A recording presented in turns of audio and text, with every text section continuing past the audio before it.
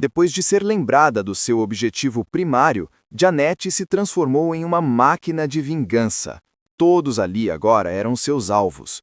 Um dos magos, que havia sobrado, estava trêmulo, gritava e implorava para que ela o poupasse. Ele até mencionou os pais dela. Erro fatal. Aquele era um mestre da torre mágica, mas ela não se importava mais. Ela queria saber como ele tinha tanta coragem para mencionar os pais dela depois de tudo. Ela não queria conversar com ele, não enquanto ele fosse apenas uma presa. Foi quando ela resolveu mostrar a ele toda a dor que sentiu em seu coração na época. Era como se uma espada tivesse atravessado o seu coração e parecia que ele entendeu bem a sensação. Depois de tudo, ela ficou trêmula. Parecia que a vingança estava feita. Simplesmente soltou aquela espada. Estava cansada demais, mas não estava sozinha. Sourin correu para acalmar a amiga, dizendo a ela que tudo tinha acabado e que agora ela podia ficar em paz. Mas ela estava trêmula e chorosa demais para escutar alguém. Seu mestre disse a ela que ela tinha feito um bom trabalho. Ele sabia que deveria ter sido muito difícil para ela, mas era algo que apenas ela deveria ter feito. Em meio aos papéis que sobraram, ele sabia que a jornada de Janet não tinha terminado. Ela apenas tinha concretizado a vingança, o que parecia ser a parte mais fácil. Entre os papéis, ele pegou uma pasta vermelha. Aqueles eram artigos de experimentos biológicos que estavam correndo em segredo em todas as partes de Arcane. Ele estava averiguando calmamente toda aquela papelada.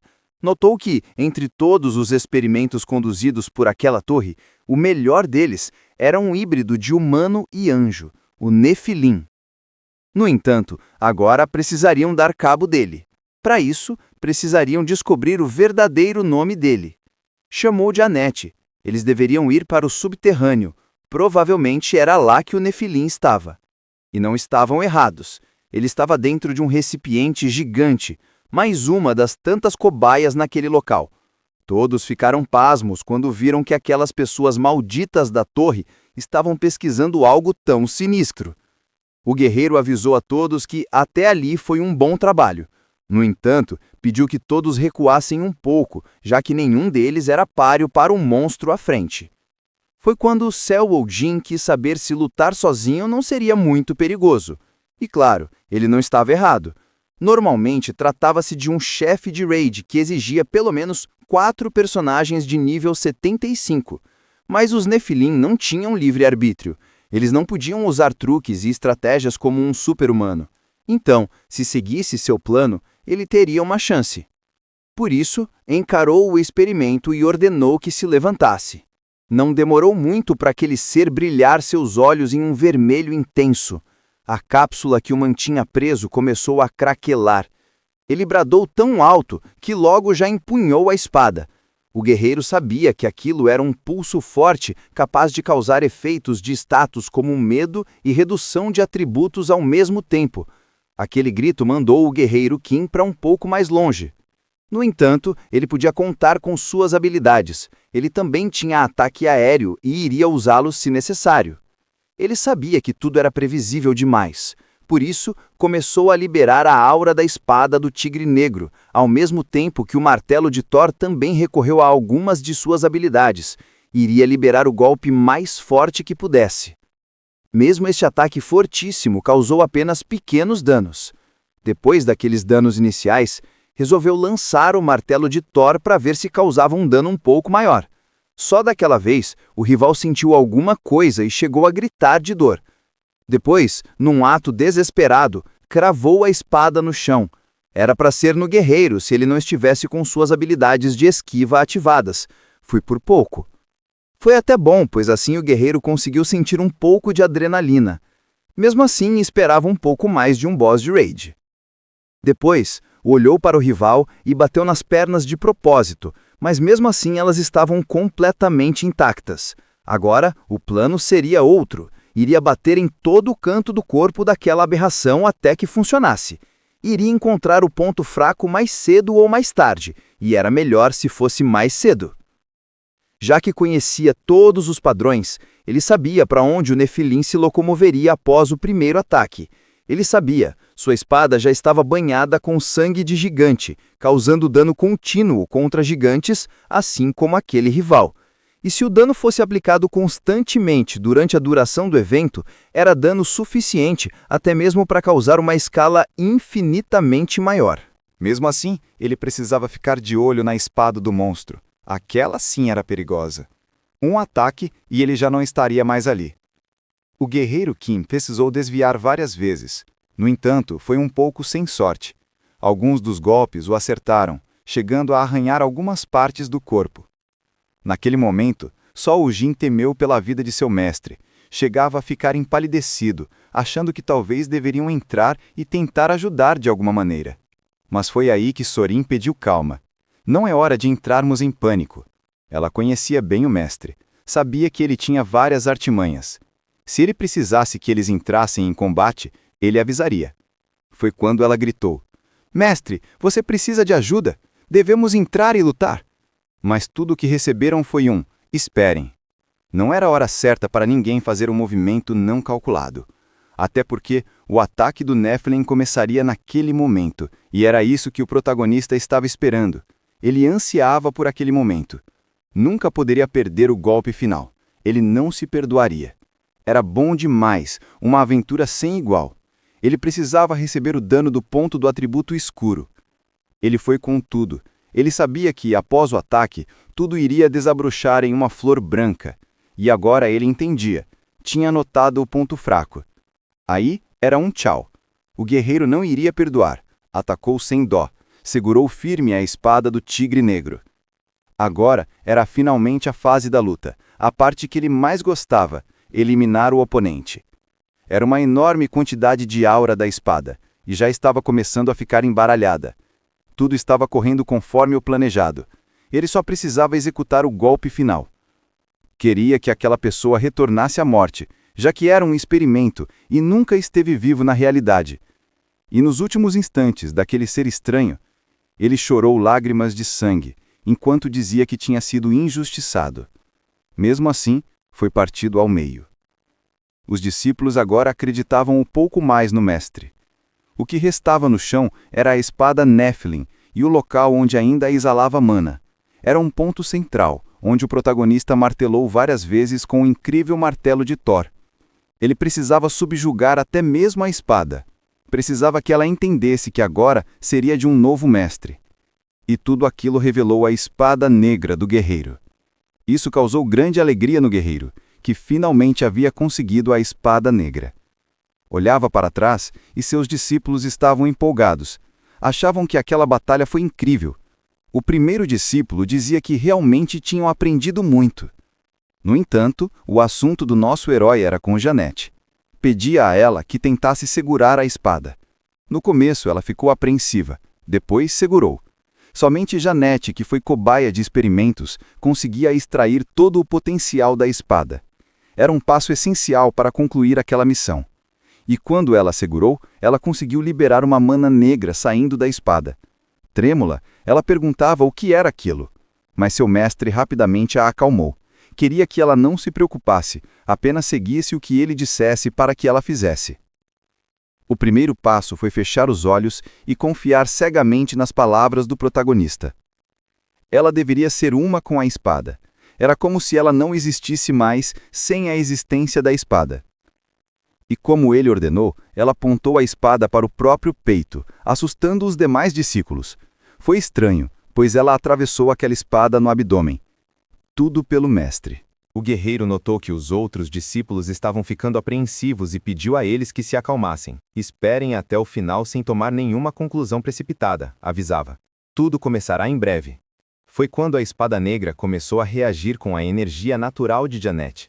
Aquilo era chamado de familiaridade, e finalmente podiam ver o real potencial.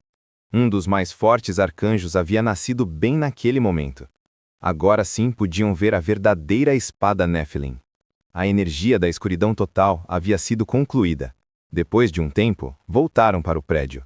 Ele estava novo como antes, talvez até melhor, e todas as instalações danificadas haviam sido reparadas. Todos estavam empolgadíssimos para começar os treinos bem rápido. No entanto, Jeanette tinha algumas dúvidas sobre a espada Nephilim. Ela não sabia como passar isso para o mestre. Ele explicou. É claro que você não poderia fazer isso. A espada reage somente a você, que possui traços de energia natural. Foi estranho ouvir isso, mas o que ele explicou a seguir acalmou Jeanette. Não precisa se preocupar, eu simplesmente obterei a mesma característica.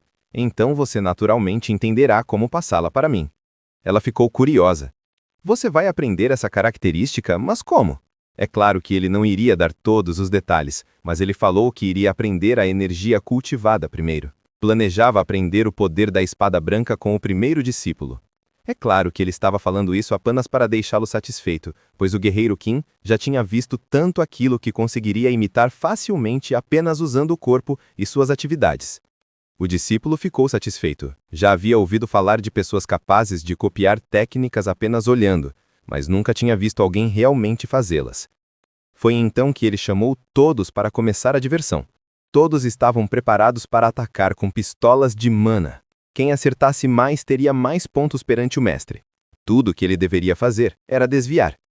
Elas queriam saber por quanto tempo teriam que continuar fazendo isso. Será por muito tempo, respondeu ele, pedindo apenas que continuassem assim. Todos os discípulos estavam com aquelas pistolas estranhas, disparando mana no professor que pulava de um lado para o outro. O primeiro discípulo estava preocupado, pois naquele ritmo ele mataria o mestre facilmente, já que ele estava com bastante escoriações. Nem todos os ataques ele conseguia bloquear. Ele sabia que deveria aguentar firme até o final. Por mais que aquelas balas de choque estivessem atravessando, ele estava traçando seu fluxo aproximado. Demorou um pouco, mas ele pegou a familiaridade de todos os cursos, de todas as miras apontadas para ele ao mesmo tempo. Aos poucos, a energia o envolveu. Mais uma vez, ganhou outra habilidade. Agora, ele era um com a espada. Demorou, mas finalmente ele conseguiu a tão sonhada característica que todo espadachim um dia almeja. Mas isso não era o fim, ele queria mais. Também conseguiu obter a peça final. Demorou, mas finalmente chegou. Era a melhor característica oficial da classe guerreiro. Os discípulos notaram quando ele começou a usar uma mana diferente. A aura dele brilhava. Aquela era a lâmina de aura, mais uma característica que ele conseguiu. Agora, ele era mestre das espadas. Aquilo marcava o surgimento de um nível extraordinário. Mestre da espada nível 6. Depois de todo aquele treinamento, ele voltou a conversar com Jeanette. Falava que antes de começar a aprender tudo muito a sério, precisava de algo. Queria saber o que Jeanette achava que era Qi. Ela pensou um pouco antes de tentar responder. Então, respondeu que Qi é a luz da alma de alguém. Ela disse que sim, diferentemente da aura da espada, que não era apenas mana cristalizada. Ela explicou que usava como corpo e alma, assim como corpo, alma e mente, basicamente. Ela era como se recriasse outro personagem de si mesma. Em outras palavras, era como se fosse seu avatar. Ele achou interessante a explicação de Jeanette. Ela dizia, é isso mesmo. Por isso que somente entre os super-humanos de nível alto, na classe dos guerreiros, é que se poderia usar aquela energia chamada Qi. Depois ele perguntou, mas se fosse apenas a energia assumindo uma forma tangível, não poderia também ser chamada de lâmina de aura? Foi então que ela pensou. Parecia que ele tinha deixado ela com uma pulga atrás da orelha depois de ter falado isso. Até faz um certo sentido. A concentração de poder pode ser vista como o caminho para a transcendência. E quando isso vai além da mera visibilidade, se torna totalmente tangível. Isso significa uma grande transformação nas propriedades físicas. Ouvindo isso, parecia que uma luz tinha se acendido nesta questão para Jeanette. Oh, então isso significa que quando você usa esta energia, sua alma, não só sua classe, é elevada. Uau, agora sim entendi! Os Nephilim buscam refinar seu Qi para fortalecer suas almas. Faziam isso porque desejavam elevar seus seres para se tornarem divinos. Ela parecia satisfeita com aquela ideia. É por isso que os Nephilim, nascidos como meio-anjos, sempre dominavam intensamente o Qi e o usavam tão naturalmente como se respirasse após o nascimento. Agora, quem tinha aberto uma visão diferente era o guerreiro. Assim que ele ouviu a frase, tão naturalmente quanto respirar, parecia que um leque de possibilidades tinha se aberto para ele. Agora ele notava que tinha usado a característica como uma habilidade ativa. No entanto, ele tinha que usar isso como uma habilidade passiva. Foi quando ela pediu a ele que segurasse a espada e fechasse os olhos. Desta vez, ele deveria acreditar nela. Por isso, sacou a espada do tigre negro. Ela pedia: não use a sua aura de espada como você faz naturalmente. Apenas respire. Faça isso lentamente. Sinta-se confortável o máximo que puder. Respire e expire. Deixe que o vazio te consuma. Foi então que ele apareceu em outro lugar, pelo menos no reino mental. Aquele era o espaço dos Nephilim, que buscavam se tornar deuses. Era como se fosse uma grande escadaria e lá no final, a possibilidade. Aquele era o ponto principal. Para entender o desejo e a luz das estrelas que se desdobravam diante dos olhos dele, a escadaria havia subido até as constelações. Era isso que ele estava entendendo, luz da alma. Cada ponto agora fazia muito sentido para ele. E de repente ele sentiu como se tivesse sido atravessado por aquela luz. Todas aquelas verdades que não podiam ser transmitidas por meio de palavras pareciam que estavam esmagando todo o seu interior. Era um calor, uma exaustão, um êxtase que percorria todo o íntimo do guerreiro, como se quisesse mostrar para ele que agora ele era a verdade existente. Aquele era o seu eu verdadeiro. E com isso, ele segurou mais forte a empunhadura da espada. Foi um momento que o mostrou uma iluminação. Jeanette havia induzido tudo em apenas algumas palavras. Apenas acreditando e seguindo fielmente, ali estava a característica, espada de Nephilim. Tinha valido a pena toda a trajetória até ali. E claro, todos os seus discípulos o parabenizaram. Sabiam que se alguém conseguisse, era ele. No entanto, ele deixou os agradecimentos para Jeanette. Ela, naquele momento, tinha voltado a ser a garota loira travessa da torre. No entanto, o diretor Choi chegou apavorado. Super-humano, temos um grande problema. Com calma, o guerreiro pediu a ele que falasse calmamente o que estava acontecendo. Foi quando ele recebeu a triste notícia. A presidente do grupo Kumo estava em estado crítico. Ele não acreditou, ficou pasmo, de boca aberta. Você quer dizer a presidente Sen Shai-won? Aquela super-humana nível 7? Como foi parar em um estado crítico? O diretor contou. Ela tinha sido envenenada. E agora os elixires não funcionavam e o estado dela só estava piorando. Com a notícia de que os elixires não estavam funcionando, as coisas realmente estavam difíceis.